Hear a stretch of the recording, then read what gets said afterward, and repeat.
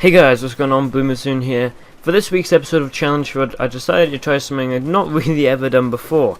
I tried to do a sort of pacifist loadout. This involved me knocking any kills or trying to get as high as I can on the scoreboard. The highest I would try and set myself to get is on about 5th place.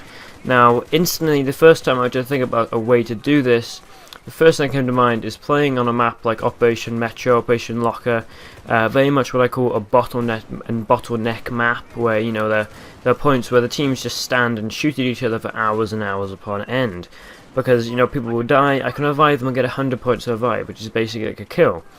And in the end, that plan worked amazingly. I'll get into a little bit later how it worked. But one of the main problems I had was the fact that with Assault being arguably the most popular kit in Battlefield, a lot of people were running the Assault kit and were using the defibrillators. So they would steal my revives, points for medic bags, and stuff like that. It wasn't a huge problem, it was something I could always work around. I had to charge my defibs up before people would die so that I'd be able to get a revive before somebody else. Sounds a little bit mean that I'm going to get the points and you're not, but I had a video to do, I had a challenge to do, so I'm going to do all I can to do it. But the way of doing it, getting points in the Metro worked amazingly well, even if people did try and steal my kills occasionally. But eventually I did manage to work past it as they started to drop off. They started to realize I'm not going to beat this guy in revives, I might as well just shoot as much as I can. Now, another problem I had was actually moving area.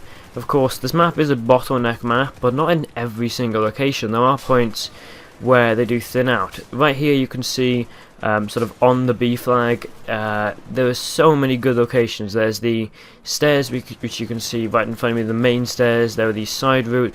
There's another side route. There's a further forward stairs, which I think I was called lower stairs. There's so many places to go. But this one I usually find is the best because there are these big open hallway and the big open stairs, so it's quite easy to get loads of kills here, but also to get a lot of revives because a lot of people do die. But that's one how was teams sort of going on streaks. There'd be occasional points where my team would just demolish everyone, would just kill everyone, none of them would die, and there were points where the other team would just kill everyone, and the points where I got quite concerned I wasn't actually going to do very well. But it did work well. But the one way I was able to get around that problem I was talking about teams moving was when we went outside, I used the MAV. It did not work as effectively, but it did work quite well. And what is actually funny is when playing this, I noticed things I've never seen before on the battlefield.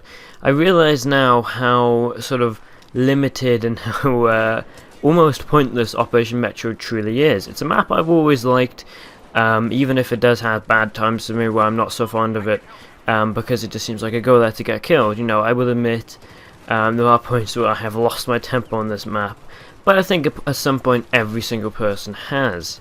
But aside from that, there's some really stupid stuff I've seen players do. I've seen players stand there with nothing but a pistol in the middle of an open lane and just shoot. It is actually quite funny to see people and what they do when you're not involved. And in general, this was actually a really, really fun challenge.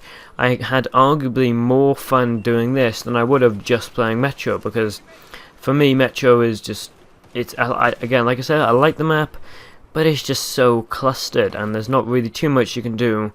Although occasionally you can have fun and have a very good time on the map. Honestly, there was not too much of my map.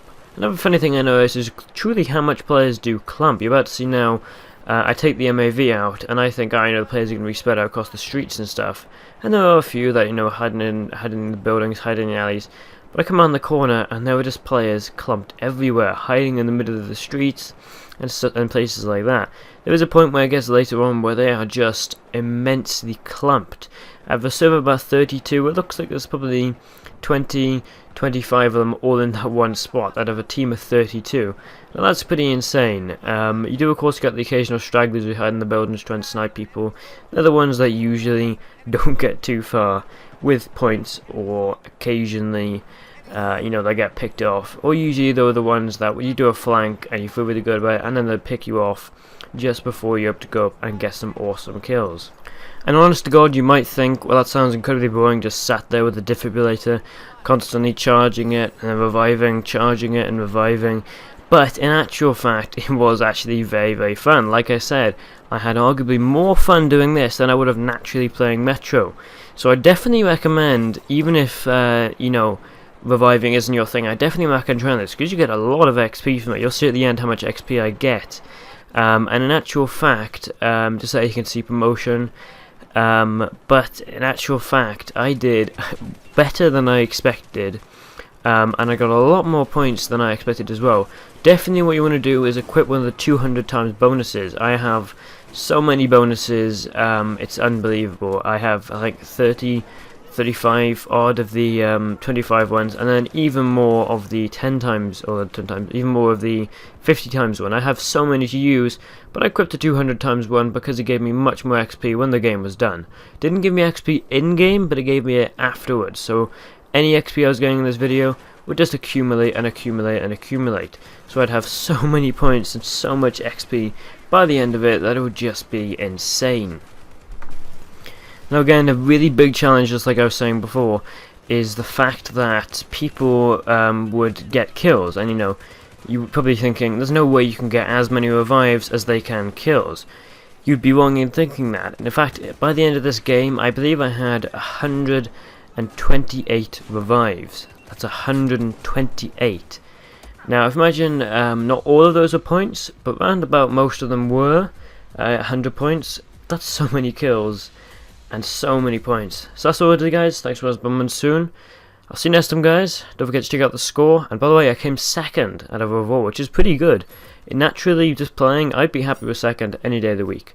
So thanks, guys. Monsoon out.